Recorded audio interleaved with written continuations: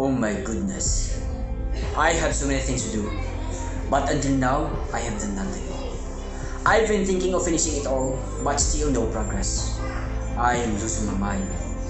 Have you ever experienced being loaded with works, but ending up a day without finishing a single activity? If you have this case, you might be having a poor time management. Time management has been one of the primary difficulties encountered by most people, particularly the college students. But how are we going to manage our time effectively? How can we possibly do our bunch of work efficiently without struggling our schedule and times? So personally, to effectively manage your works with respect to your time, you should possess these three. The first one is setting goal correctly, taking a break, and starting your day with a plan for the whole day.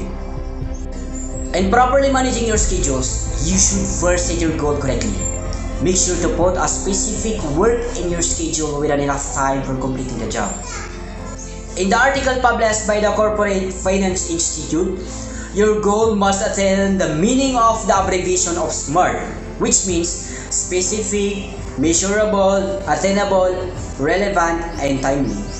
You ought to make sure that your goal for the day or for the weeks is possible to finish in the allotted time for it. Setting goal correctly also includes prioritizing some specific work wisely. The urgent and important ones should come first in your schedule. Finally, to set your goal correctly, you should set a time limit for each task. This will help you in focusing and being efficient in such jobs.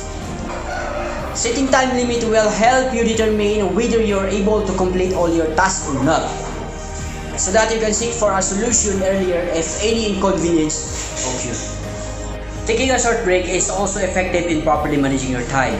This will give your brain and your whole body to regain energy and release stress, which help in maintaining a good performance throughout your working day. So therefore, taking a short break amidst will not interfere your working plan, but rather your brain and improve your working performance. So lastly, time management requires a plan for the day or often for the whole week. Lacking a plan for your day will waste most of your time. This is also applicable for your whole week. To conclude, before starting your weeks and your days, you better plan all your tasks, including your time limits and break time, so that you have no time to waste. Good day and Assalamualaikum warahmatullahi ta'ala wabarakatuh. My name is Jalanie P from the College of Health Sciences. That's all and I thank you.